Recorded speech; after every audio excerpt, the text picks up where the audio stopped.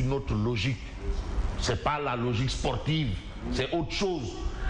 D'où vraiment la position que vous avez aujourd'hui. C'est vrai, on va dire que l'âme industrielle, j'aime bien ces envolées-là. Parce que quand même, on a connu des grands lutteurs. Manga 2, roi des arènes. À cette période-là, les tigres de face. Premier tigre de Maïgé, deuxième tigre. Voilà. On a connu Yahya Diop Yekini, Khalif Général Kouloumbel, Mohamed Ndao Tyson. Mais de grands lutteurs, mais il y a des choses à leur époque qu'on ne voyait pas. Oui. Peut-être que ça existait, mais c'était pas aussi... Voilà. Mais là, maintenant, on est presque dans ce qu'on appelle la chienlit. D'accord. Alors, aujourd'hui, on parle d'actes de vandalisme. C'est une activité sportive. Alors moi, je me tenais souvent de voir un match de Nawetan du stade de Badiop terminé avec des rixes à la Russie, à la Médina. Oui. Pourquoi? Et pourtant, le Wolof résume bien l'esprit du sport. Oui. Faut agréer. Ah ouais, hein? Faut agréer. Mais maintenant, s'il y a des morts d'hommes, oui, mais ça veut dire quoi ça? Il faudrait quand même ne pas prendre les enfants du bon Dieu pour des canards sauvages. On n'est pas dans une arène de gladiateurs. Non, attends, c'est pas ça. C'est pas ça. Ah ben nous sommes dans une société civilisée. Civilisée. Voilà.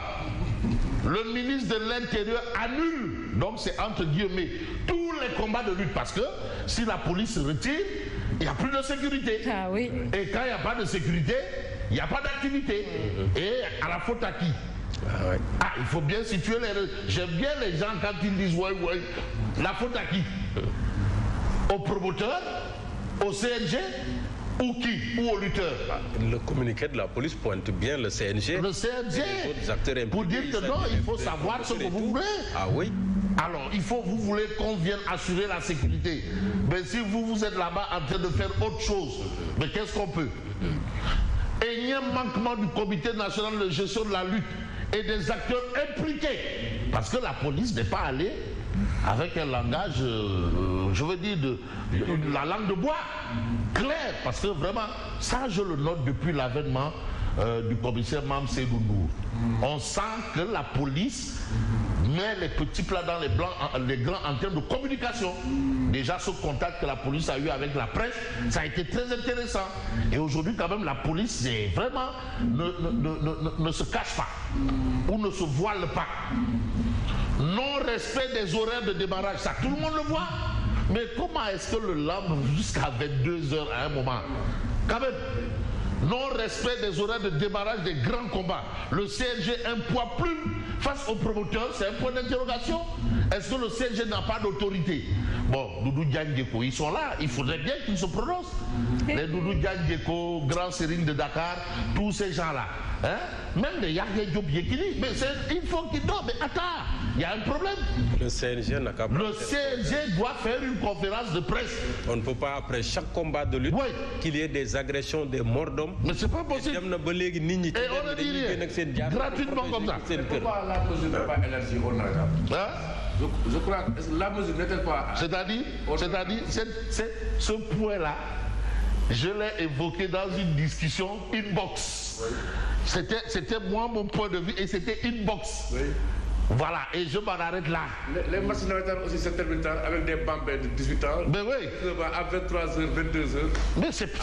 Mais attends, pour ne pas faire du coq, pour vous dire pourquoi est-ce que la police quand même a tenu à marquer le coup. Mais attends, mais c'est la sécurité. Mais attends. Meurtre de Babacar Diagne, un acte de lâcheté absolue. Parce que ça, c'était la goutte d'eau qui a fait déborder le vase. Vous avez la barbarie révélée par l'autopsie.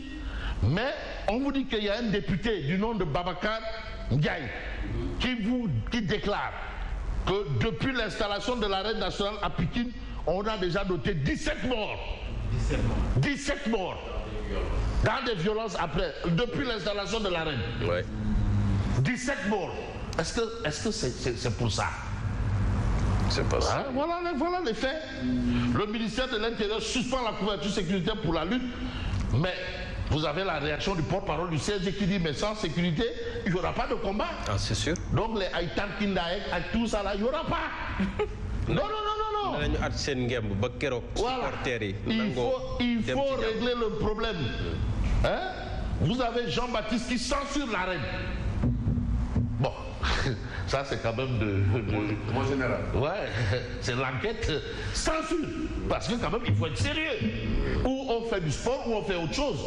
Maintenant, si on va là-bas pour se tuer, mais attends, la police ne va pas être quand même complice de quoi que ce soit. Après, on va dire, ouais, à la sécurité, mais attends. Mais messieurs des CNG, mais vous n'êtes pas là quand même pour regarder les choses. Agissez. Dernièrement, déjà, le monde du football se plaignait parce que toute la sécurité était orientée vers le activité. Oui. Alors qu'il y avait un derby qui devait se jouer. Oui. On a pris toute la sécurité. Mais attends, rien que pour un combat. Wow. Une activité sportive. Oui. Après, chacun doit arranger, les commentaires s'en suivent. Mais on dit que non, il y a ça. Ça. Ah même. Mais regardez, les agressions. Mais quand même, voilà, on n'en a pas besoin. Mais nous, on a peut-être un besoin d'information. Et vous avez le quotidien, hein, Yacine, qui nous présente Sonko. Exploitation du gaz de GTA, Sonko sur le mauvais pipeline. Le PM semble ignorer le mix énergétique initié par Macky Sall. Donc ça, ce sont les informations du quotidien. Le quotidien, mais on va aussi s'intéresser à un autre journal, le Peuple quotidien. Baisse annoncée des salaires, rationalisation et entre autres, actuellement, c'est-à-dire la situation que vit le pays, mais il y a un titre, Farbangom, Nyalo ala Gainako. En d'autres termes, l'éléphant n'a pas besoin de berger. Voilà. Ça, c'est ce que disent les Gaoulo. Et vous avez justement un édito du Peuple quotidien à ce sujet. Mais au sujet de l'actualité, vous avez la croisade de monsieur le Premier ministre Ousmane Sonko qui bande les muscles. L'affairisme d'État, c'est terminé. Affairisme d'État, c'est terminé. Pourquoi? Qu'est-ce qui se passe? Il y a le Rekham. Mais on sait un fait. Ousmane Sonko sera à l'Assemblée nationale vendredi prochain. Sonko à l'Assemblée nationale sur les difficultés économiques. Mais c'est une interrogation pour des solutions ou une entourloupe politique. Parce que aussi, est-ce que c'est fait? En tout cas, pour Karim Khouroukha, je ne sais pas si je prononce bien, ils n'ont qu'à démissionner s'ils ne parviennent pas à régler les problèmes des Sénégalais. Ça, c'est Karim Khouroukha. Bon, excusez-moi si je ne prononce pas bien. Mais on va bien faire les choses. Vous avez ici un journal qui s'appelle Source A. Source A de parler du capitaine Touré qui se défend. Parce que le capitaine Touré apparemment gère l'ASP comme on gère son bien personnel. Donc c'est comme on gère un bien personnel, son bien à lui. Voilà la situation. Décriée pour des licenciements, ces recrutements de militaires radiés, dont des chroniqueurs de Web TV. La rétrogradation de certains directeurs, son nouvel organigramme de ASP, son parc automobile. Bon, en tout cas, il se défend. Voilà, on note quand même des journalistes chevronnés remplacés par des... Voilà, donc c'est un peu ces choses-là. Et le capitaine Touré se défend avec les arguments tirés par les cheveux, voire par les pieds ou pas. En tout cas, vous avez aussi une autre interrogation du public. Ennemi à l'extérieur dévançant l'État auprès des partenaires financiers. Ça a été un peu la déclaration de monsieur le président de l'Assemblée nationale. Bon, moi j'ai rarement vu le président de l'Assemblée nationale donner des interviews ou faire des conférences de presse. Bon, peut-être que tout ça, ça rentre dans le cadre de la nouveauté. Voilà. Alors, pouvoir perdu ou aveu d'incompétence. Parce que quand même, il y a des choses qui ne se disent pas sur la place publique. On dit la diplomatie ne se fait pas sur la place publique. Alors, bourde sur bourde, qui gouverne réellement le Sénégal? Donc ça, c'est une interrogation du quotidien Le Public. Mais que rend public, bien entendu, sur le quotidien, c'est la situation de l'heure. Yacine, vous êtes concerné, hein? Vague de licenciements dans les entreprises, agences et autres. Les travailleurs en sursis. Grand Théâtre National, Port Autonome de Dakar, Ministère de l'Énergie. Les licenciements se multiplient depuis quelques mois au Sénégal avec l'activation de plans sociaux dans certains cas, ce qui met en péril l'avenir des travailleurs dans un contexte de vie difficile. Mais difficile de ne pas terminer avec Odia. Hein. Bon, Odia quand même aussi joue sa partition dans cette situation. On va peut-être voir Odia, Oba Diakité. Voilà, vous avez vu Odia. Odia est là, il est là, Odia. Ah, j'ai quand même un soutien public. C'est qui ça? Abrogation d'amnistie. Ça, c'est TAS. C'est Alassane Sall. Voilà. Audition, mais il y a quelqu'un qui fait signe que non, very good.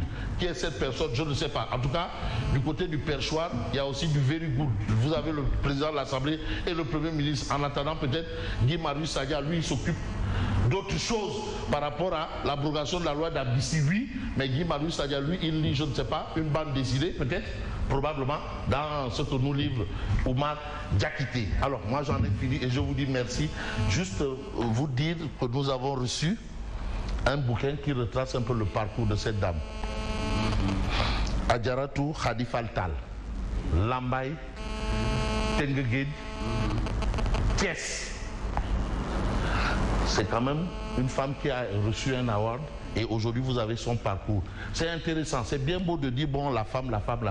Voilà une femme quand même qui a brisé certains plafonds. Voilà. Et c'est important, Khadi Faltal, président régional de AFAO. Et l'auteur c'est Cheikh Adrabé Diop, connu. Donc ça veut dire ce que ça veut dire. Et il faut dire qu'elle a reçu une distinction au plan continental en même temps que Hélène Johnson Sirleaf, en même temps que monsieur l'ancien président Obasanjo et d'autres personnalités. Donc vraiment c'est pour vous dire que peut-être nul n'est prophète chez soi, quoi. Voilà. C'est peut-être nul n'est prophète chez soi. Nul n'est prophète chez soi. Oui. Mais on aurait mis à contribution cette brave dame dans